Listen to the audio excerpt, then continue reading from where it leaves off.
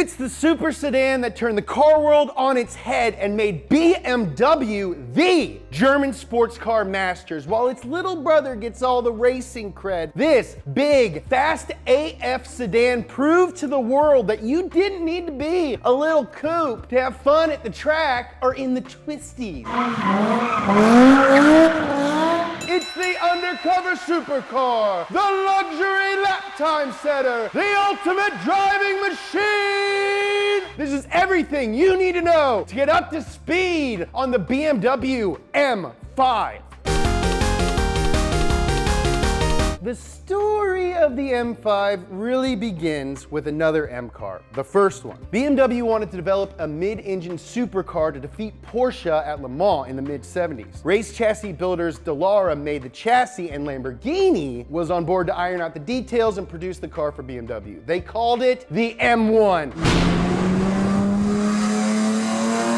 But the project kind of fizzled out when the rules changed and BMW couldn't even race the M1 in the class they designed it for. So that kind of sucked, but they did get a pretty sweet engine out of the whole experiment, and sweet engines need good homes. BMW had already made a souped-up 5 before called the 535i, but that 5 didn't have an engine designed by BMW's Motorsport or M division. This new one would. Hans, we have this incredible racing engine with great performance that is also surprisingly reliable for daily driving. Oh, Klaus, that is wonderful, because I think we should put an incredible engine with great performance and surprising reliability into a sedan. Wunderbar!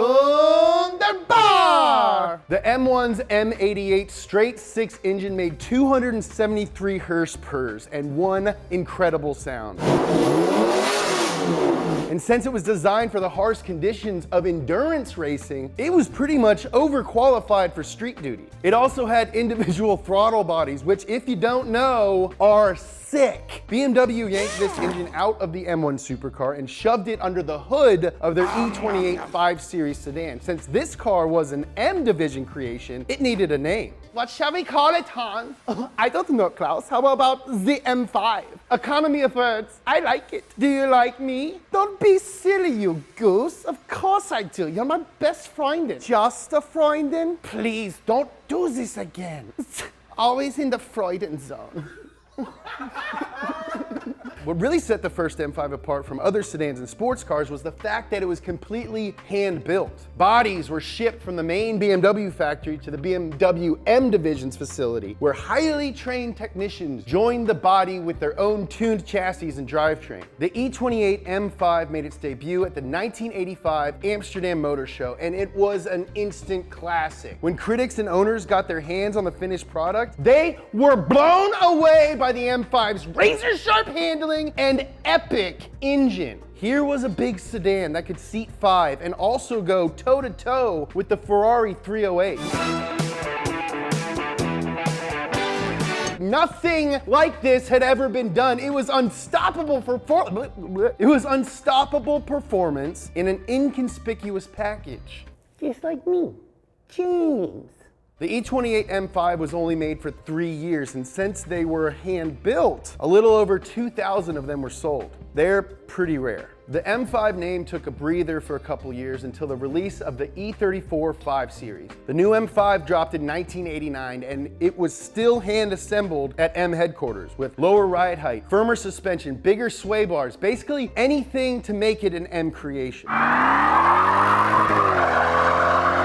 What's even cooler is it came as a wagon. Everybody loves wagons, whether we're blasting over cliffs with our stuffed tiger best friend or bringing our son Nolan home in the back of a Ford Taurus wagon. The M5 Touring was the same pavement-pounding, curve-bending, tail-sliding beast that everyone had come to know and love, but now it had a little hatch in the back.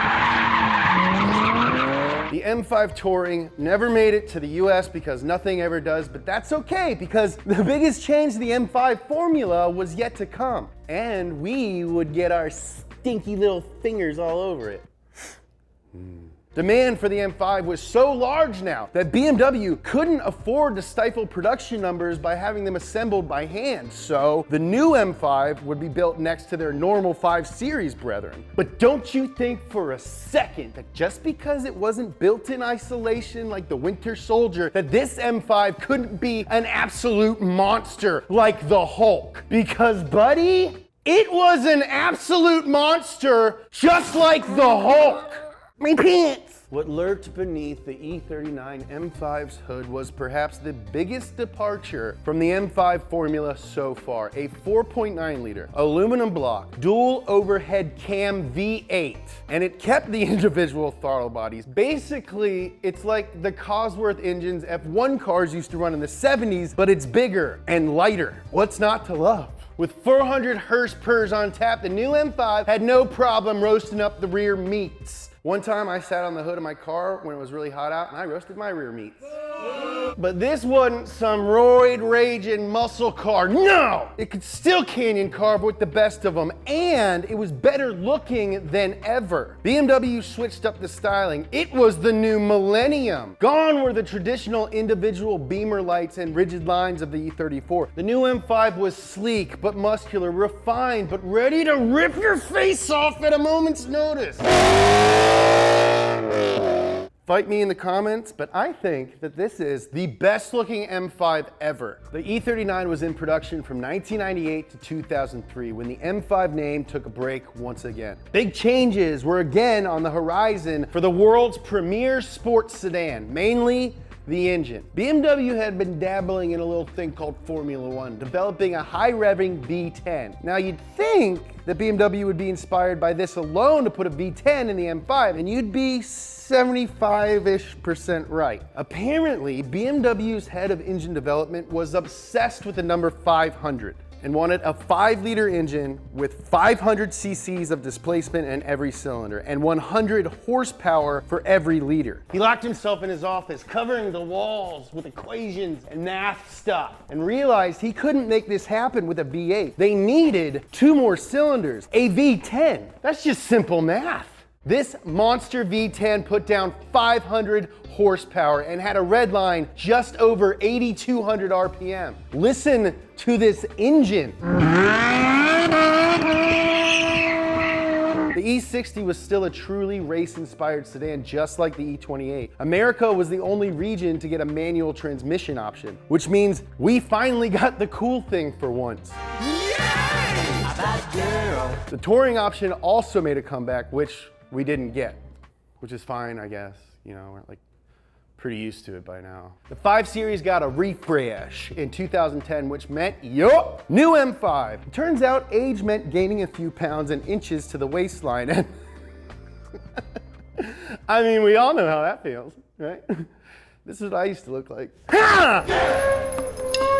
The new F10 M5 was noticeably bigger than the previous model, but luckily, the power figure kept up with the growing gut. The V10 was chucked in favor of a new twin-turbo V8. M5 purists were a little hesitant to embrace the new forced induction, longing for the days of naturally aspirated past. But the results spoke for themselves. BMW claimed a 0 to 60 of 4.2 seconds, but some people claim they were able to make times as low as 3.7 from a car weighing over 2 tons.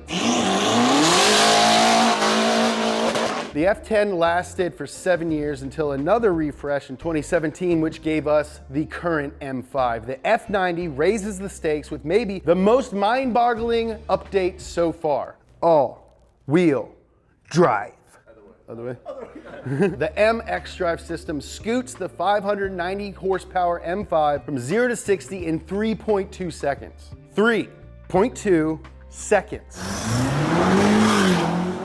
xDrive can also disconnect the front axle so you can do big old stonking donuts in your $110,000 German sedan. The M5 has always been the subtle supercar for the undercover speed freak. If you wanted a car that drove like an exotic but looks like something your accountant drives to the grocery store, the M5 was for you. It is truly a wolf in sheep's clothing. Ha!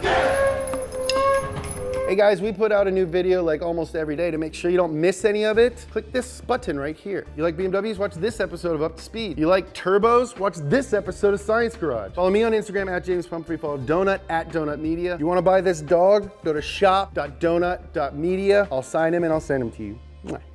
I love you.